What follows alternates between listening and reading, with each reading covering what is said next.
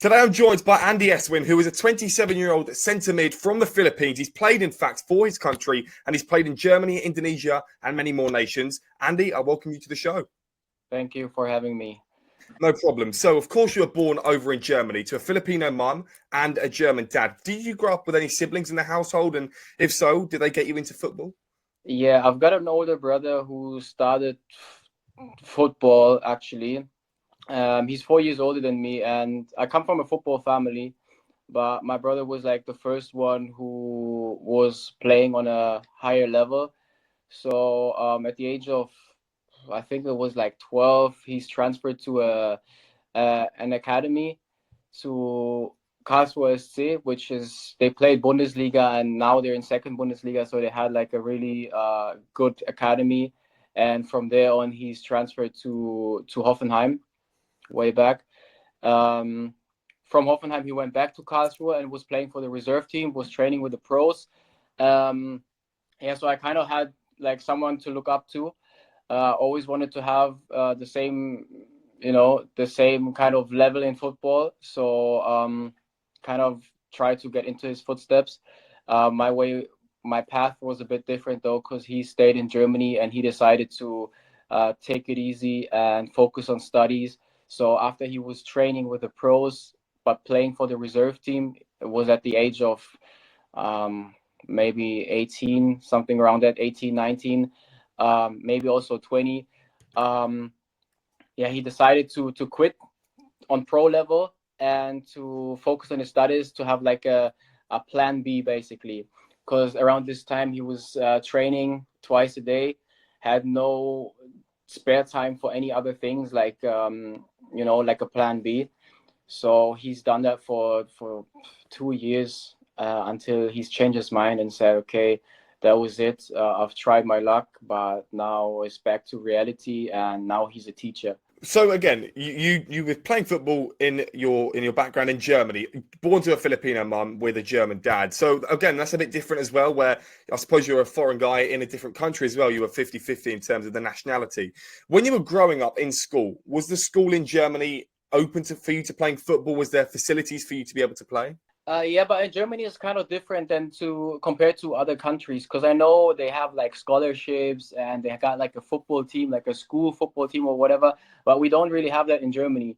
So in Germany it's basically like this, like you go to school from, like my schedule was, I went to school, class starts at 7:30, and then I get home by 12:15. So school's done after 12:15. So then after that, it's your free time, so you can do whatever you want. So then after school, obviously you do your homework and then you just go to training whenever you have training. But also there's some couple specific occasions, like for example when you play for the national team and then obviously you have to travel. You get like a letter from the football federation, like to get you time off from school and that you can travel to another country or play some games. So school is a bit different to other countries, but also now they got schools that are in collaborations with football clubs, especially professional football clubs. Like that's around my brother's time when he was playing in the academies. That's how when they started, because sometimes even the academy players would have training in the morning, and obviously school is in the morning. They would have like an extra school where the players are allowed to go to training and then they just do the school work after training. So they kind of try to have like professional circumstances already, where you train in the morning and then maybe afternoon again. But with the idea of street football, would you always say that it does develop players quicker than what 11-a-side would do? 100%, especially the technical ability. Myself, I would say I wasn't like a street footballer, like I was playing in the cage every day, but one of my strengths is that I'm technically very good and skillful. It's a way to get that skill in those street football cages. I don't know if it's called cages in the UK as well, but we call Yes, them yeah. cages. Yeah. So I think it's definitely a way to improve. Here in the UK, we would understand the term cages. I suppose it's kind of like a five-a-side pitch where you're not so enclosed into it. It's just a smaller pitch on astroturf or grass. Sometimes it could be, but we don't really have that in the UK, which again is probably a bit of a shame. So when you were growing up, you also played for Austria Walldorf, which is quite a German name, and I've probably not pronounced it correctly. Was that your first introduction into proper football scenes? Um, kind of. I was playing in my village because I'm from a small village, so I started here. But that's like Sunday league, I would call it. So I was playing there, started in the Bambini, and then when I got older, around 10, 11 years old, obviously I also wanted to join an academy, like a Bundesliga team, to have different circumstances. Because if I go to my hometown club here, the circumstances are not really good. Like the field, the grass is bumpy. You can get injured. The grass is yeah, it's not great, and also the training, the coach, you don't really get the football education that you should get as in a young age. So I was wanting to follow my brother's footsteps, but around that time I was overweight, so it was difficult for me to get into those academies because uh, football wise I was always good. Like I was on the, I would say, same level or even better, but just my condition, my overall condition wasn't great. I was just standing up front because back then I was a striker. I would wait to get a ball and then score a goal or do whatever. But obviously when you want to join a Bundesliga academy, then you need to have a certain fitness even when you're 11, 12 years old. Like they already check how tall are you, how fast are you. So, and I wasn't fitting the criteria, so I was playing for the selection team. My region, there's like before you get to U15 national team, German national team, there are regional selection teams. And then from those selection teams from different states, they choose the national players. So I was called up actually as the only player from a small village club, I would call it, to play in that selection team. And all of my other teammates would be from Hoffenheim, Stuttgart, not Stuttgart, sorry, from Hoffenheim, Karlsruhe, and all these big clubs around this area and region. And it was for me a way to basically see that I got the potential. I'm as good as they are, but I just need to work on my condition. So that's what I started working on myself. And yeah, I was just eating. I went on a strict diet and I lost 15 kilograms in 1 month as a, yeah, well, I was like 12 years old. So after I lost 15 kilograms, I was skinny and I was one of the guys that would run non-stop because I was going for a run every day. I worked on my fitness level, and yeah, from there on, I went to Astoria Waldorf. I don't know if you know Dietmar Hopp. He's the guy behind Hoffenheim and SAP. So Okay. the headquarter of SAP is in Waldorf. So before he started with Hoffenheim investing, he's kind of like the Abramovich of Hoffenheim. So before he started there, he started with Astoria Waldorf.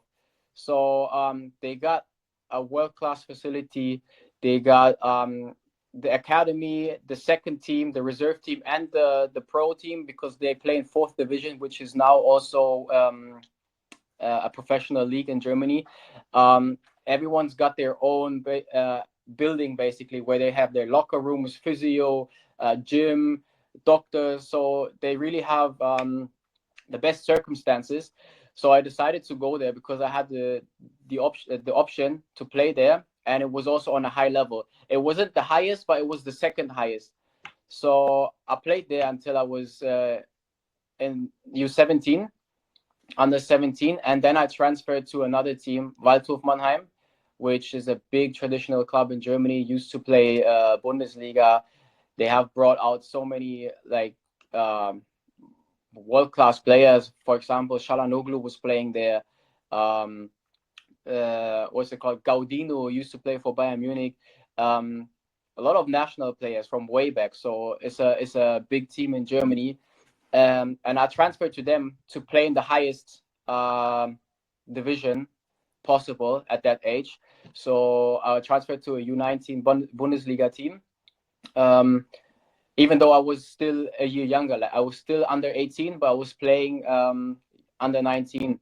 So I got the chance to play against the biggest teams, Bayern Munich's academy, and so on. Yeah, and that's also when I realized playing against those players from big teams that we all have two legs and we breathe the same air. So there's not much difference except they have a different logo. And so this is when I realized, I got the chance to do something. I gotta do something with it. And where I really got hooked with, I want to be a professional. So when you were at Waldorf Minen, you then decided to leave and join FC Spock for a short term because you were injured at the start of that time at FC Spock and you played 8 games. However, this is quite something that resonates with a lot of professional footballers, Dele Alli and other players like yourself. This is kind of in between you joining two teams where you decided that FC Spock would be a short-term option just to get you playing football. Is that correct? Did you just want to go out there, play football, gain fitness? And if so, why don't professional players do this more? Because at the end of the day, they're still earning money and they're still playing football, just not at the level that they want to play at. My case was a bit different because after the season with Mannheim, when we got relegated, I could play another season, U19. So we got relegated, and I still wanted to play Bundesliga. So I had an offer from another team in Germany, Gladbach, and I was going to sign there to play another season. But the deal got cancelled last minute because of other reasons. Because I would have to move there, and it was like, not as easy as I wished. So last minute the deal got cancelled, and in Mannheim I already told my club because they were planning the squad for the next season. I was telling them I'm going to leave. I'm going to Gladbach, and they tried to hold me and to keep me. But when the deal got cancelled last minute, I went back to Mannheim and I said, I can stay. And then they said, now the squad is full. Like, we can't do anything anymore. So I was too late there. And then I kind of ended up being with no serious club on a serious level. So then I was, at that time, I was also speaking to my mate in the Philippines, Stefan Schröck, who was playing also in the Bundesliga for Hoffenheim, Eintracht Frankfurt. He was playing Europa League, and he's also like me, half German, half Filipino. He was playing for the Philippine national team. And I reached out to him, and then he's told me, bro, why don't you come to the Philippines? Because I also, I was in the focus of the Philippine national team. And he's basically just told me, I'm going to have a World Cup qualifier against, it was North Korea, actually, in North Korea. And he's telling me he's going there in the next couple of days and he's going to come back at me. And I thought he was just joking around, but a couple of days later I get a random message from a random Filipino number, and they told me they want to have me, they want to bring me in. So then it was around summertime. They told me the earliest I could come was around March. So it was like half a season. It was like 6, 7, 8 months. So in that time, I was like, what am I going to do with those 7, 8 months?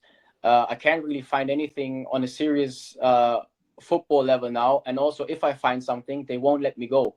So I had a friend that's his dad was basically the sporting director of this team. And I was speaking to them. He was telling me, come to our club. You can play a little bit of football. It's more just like fun to see your friends, because it's not like it's 6th division, I think. You can see your friends, and whenever you get your offer for March or February or April, whenever it is, you can leave without having any issues. So that's what I did then. I signed there, knowing I can leave whenever I want. So once I had the deal in the Philippines, I told them, they gave me my release papers, and I could leave to the Philippines.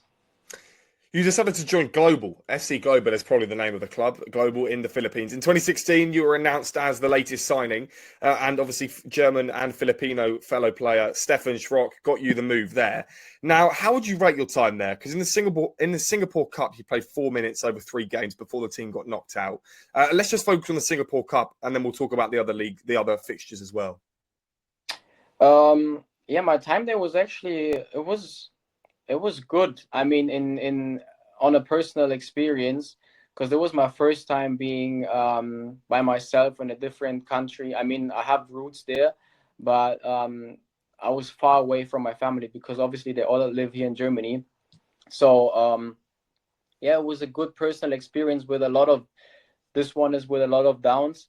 First of all, when I signed there, they forgot or they made a mistake with my registration, which yeah made it impossible for me to play because I wasn't registered. So that was a bit of unlucky. And then after that, yeah, they had some financial issues as well. So, but talking about the Singapore Cup, since a long time. I remember I was there, and I was, I think, also young, one of the youngest. So I only had like 4 minutes, because, yeah, at this time I still had to like prove myself in that team. Even though for me, for myself, when I got to the Philippines, which I also honestly have to admit was that I came to the Philippines and I thought I was Ronaldo, because I came from a Bundesliga team and no one really in Europe knows anything about Asian football, especially the Philippine football. So those were exactly my thoughts when I went there. So once I got there, I realized, oh yeah, but no one knows them, but they're still decent. And also, it was like my first senior team, really, that that I yeah got to play with, and it's on a different it's physically on a different level than European football, because obviously they have to make up their, because for example in Germany they're more tactical and more technically good, and in the Philippines they make it up with just being physically hard on the pitch. So yeah, it took me like 3-4 months to get used to it. In the league, though, it was a really successful time for the club. The team only lost 2 out of the 20 games. They won the league. He played 8 games, 1 goal and 1 assist. So, as you just mentioned there, it's one of the youngest players in the squad to get a goal, to get an assist in limited. I do understand that the fact that the club weren't in the best financial state at the time, because during the 2016-17 season, the club became a financial mess. So you decided to leave, heading off to Davao Aglis. And again, my pronunciations are not brilliant, so you could probably do a better one than me. But in March of 2017, you were the first ever foreign-born Filipino to sign for the club. So you've now made history for this club. It was my parents were like, "What are you gonna do?" Because there was actually not many clubs in the Philippines that have or there were not a lot of clubs in the Philippines that had like a decent budget, I would call it. So there were not many options. I stayed in the Philippines because I was also with the national team on the training camp, and then after training, someone came up to me and said, listen, there's this guy. He's the owner. He's a Filipino Chinese guy, lives in Australia. He's the owner of, I think it's Sydney Wanderers in the A League. Yeah, he's gonna build this club, this new club called Davao Aguilas. If I'm interested to sign there, and I was talking to them, and I didn't know, because Asia's a bit different. You know, people tend to talk a lot, and I don't really believe anything until I see it on paper. Talk back and forth, and then they would offer me the contract, and I was like, that's great, because also this team had a really great budget. They were paying on time. So this is when it started to get better. Yeah, they had bigger goals. They wanted to build their own stadium, with like a, I think it was like an indoor arena where when it's rainy season they can play inside. They had like this big thing planned. They had a collaboration or partnership with a J1 team in Japan. So they were saying they're trying to do loans to Japan and back and forth. So it was like something that that gives you hope also for yourself to go to another country to play. If I'm not mistaken, I got sick because I got infected with the dengue fever. How did you? I mean, you just mentioned it was difficult for you. I'm sure it was even, worse for you mentally as well, because obviously you were on the edge of this professional status which you were at, but then you were just so close to getting these games and becoming a regular player in the team, and then it was just falling at every hurdle that was possible.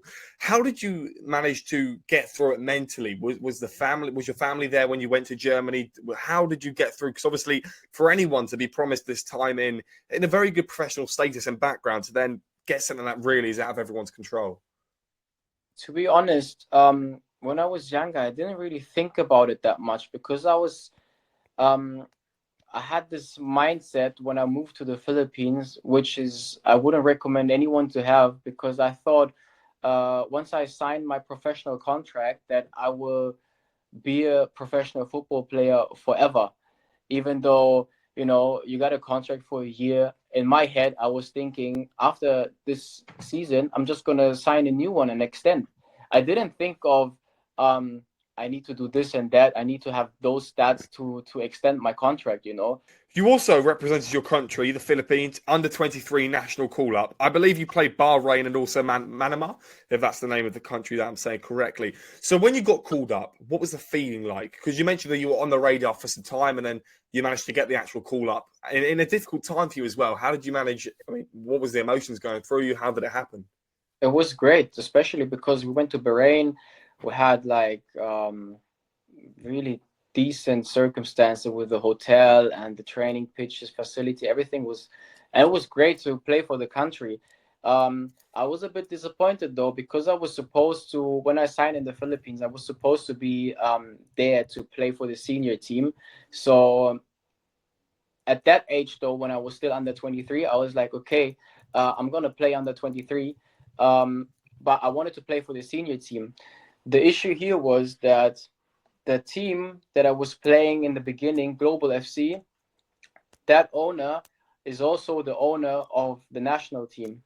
So it's different like in the UK or in Germany, where the federation does everything. The national team was basically owned by a private person. So we would get, obviously you get money if you play for the national team, if you have camps and whatever. So in the U23s, for example, we got money because this was a different guy. This was the same owner from Davao Aguilas. So this guy, obviously, he had a big budget.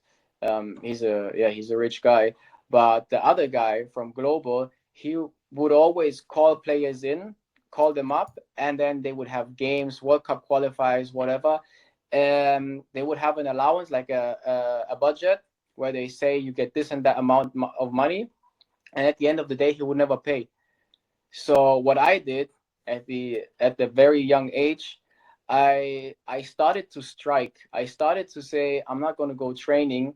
I'm not going to play unless the money is paid, which is promised to us. Because on the national team, it's not on paper, it's not on the contract, but like they basically tell you this and that amount you will get for this call up. So yeah, I was one of the first ones that started all the striking. I kind of kicked myself out. In December of 2017, you got offers from Thailand, but you couldn't agree on a fee or a contract. So at this time, you were also having those two games to represent your country. But when you were representing your country against Bahrain, when you played in that game, what was the feeling like to represent your country, step on the pitch in and away from home? Yeah, it was great because it's one of the best feelings, because obviously in the Philippines you got over 100 million people, I think, and to be one of them to play for the country is a big honor. At the same time, though, if I'm going to be fully honest, when I was a kid, a small kid, I always felt more of a Filipino than a German guy, a German person. So I always used to tell my parents, even if I had the chance to decide between Germany and the Philippines, I would always choose the Philippines because my heart was Filipino. Saw everything what's going on, and that maybe I would think about it again. But at that time, it was a big honor for me. Of course. And then in this time, January 2020, coronavirus time kind of hit, and you decided to go back to global. The Philippines FA put a deal on hold. And again, global management failed to pay the wages. And FIFA's ban on the club meant that you actually couldn't sign for the team once again. So this is now a real eye opener into, I suppose, the corruption behind Filipino football. Also, it was like before I signed for global again, I think it was like I had a gap in my CV. I wasn't playing professional football for like at least over 1.5 years, because after my deal failed from Davao Aguilas to Thailand, after my deal failed, I ended up free agent.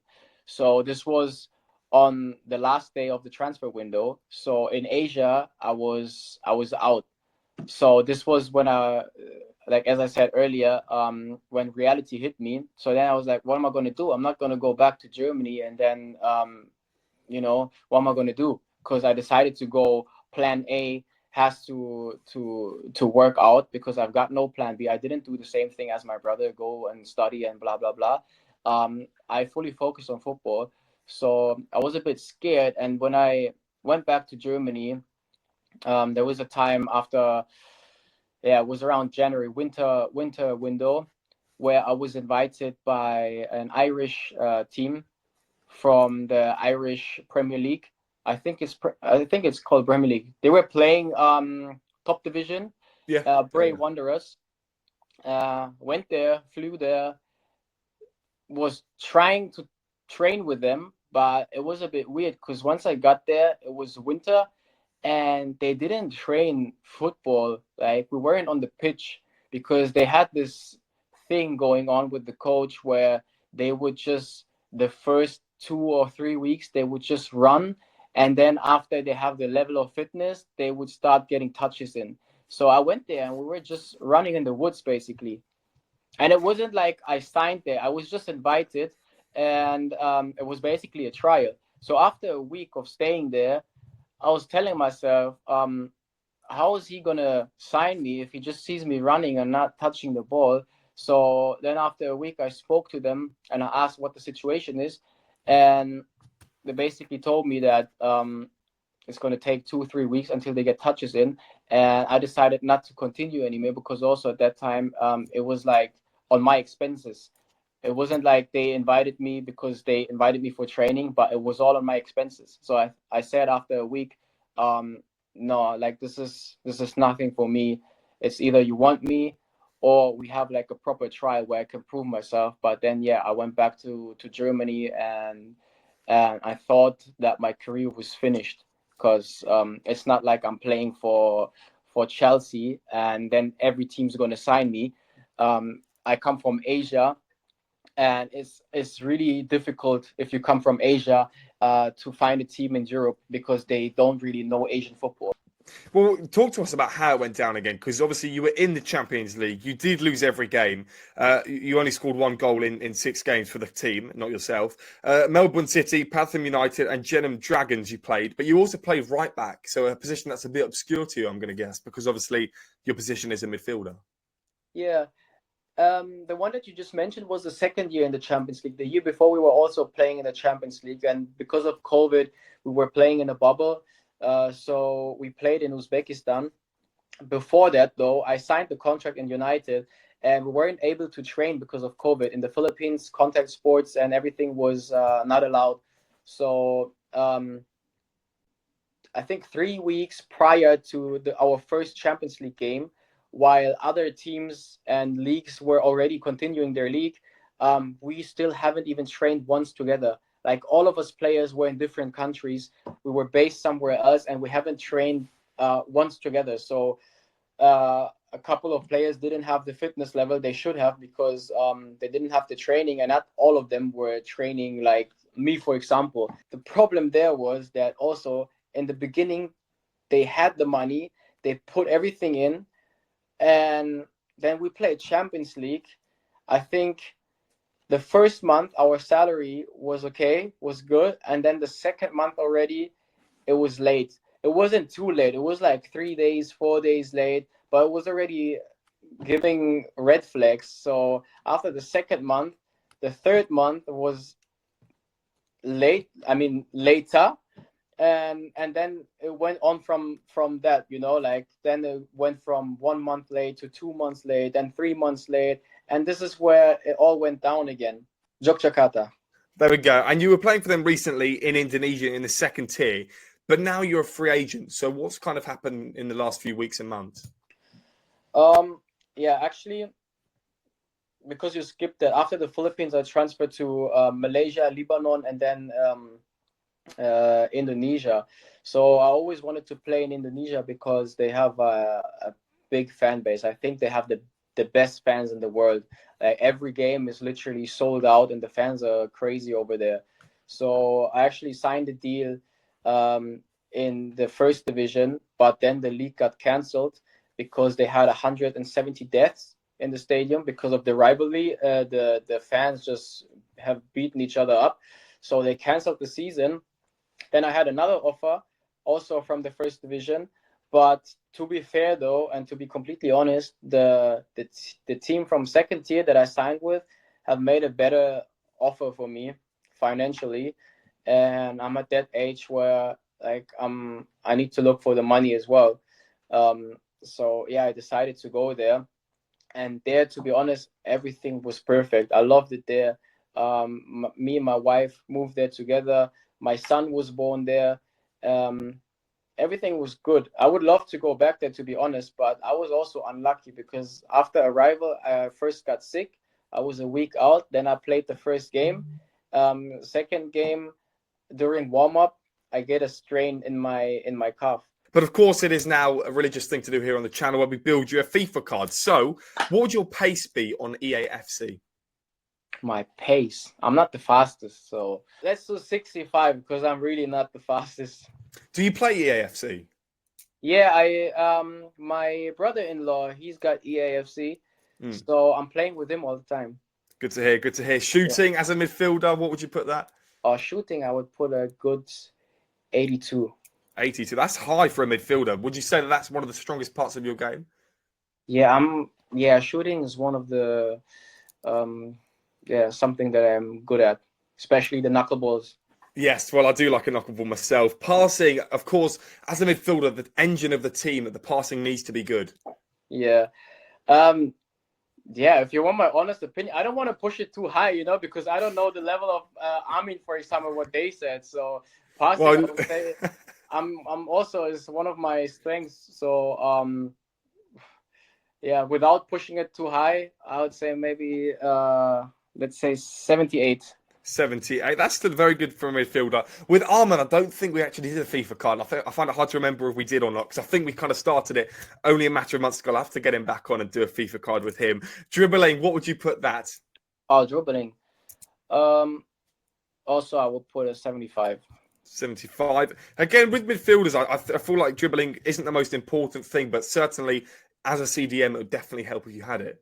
Yeah, the thing is, I'm actually a very skillful player. I used to be very skillful because of the street football. I used to do all kinds of tricks and games like Elastico, and I would try the rainbow flick and all that. But when I was younger, I stopped doing it because coaches obviously would tell me like, you need to calm down. And it would still work out, but I would get so many people talking, so that I just decided to stop. And now I'm just more of a player, like one-touch player, or the kind of a player simple. that doesn't really... Yes, simple player. Exactly. Yeah. That's the word I was looking for. Defending, what would that be? Again, for a CDM, that's necessary, but if you're going to go into central midfield, that can be left to other people. Yeah, I would also say, let's say it's 74. 74. First time you've gone away from the 75-ish. So last but not least, physicality. As a CDM, it's quite necessary, but for yourself, being how tall you are, I mean, again, that might be quite necessary. Physicality, does that mean also conditioning, like running and that? Or is it just like body strength? Body strength. Then 74. 74 once again. So that should be quite a decent card within the 70s. And Andy, I welcome you back to the show any other time that you would like to come on. It's been an absolute pleasure talking about your whole journey, playing for your country, playing in Germany, playing in Indonesia, and so much more. And it's been a brilliant hour talking to you about your whole career. And I wish you all the best when you're trying to find a new club. Thank you so much. Appreciate it.